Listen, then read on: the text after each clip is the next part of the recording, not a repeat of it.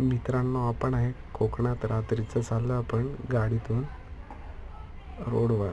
रोडवरून जातो आपण. तर गाडीच्या समोर आपल्याला असा ससा पळताना दिसतोय. उड्या मारत चाललाय रोडच्या बाजूने.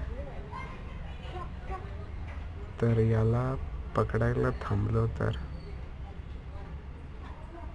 आणि जर गायब झाला तर आता आपण जेव्हा गाडी घेऊन जातोय, काही झालं नाहीये त्याला, येईल तो परत आहे.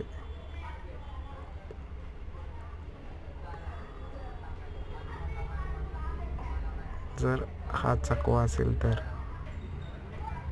काय करायचं? गाडी थांबवायची का?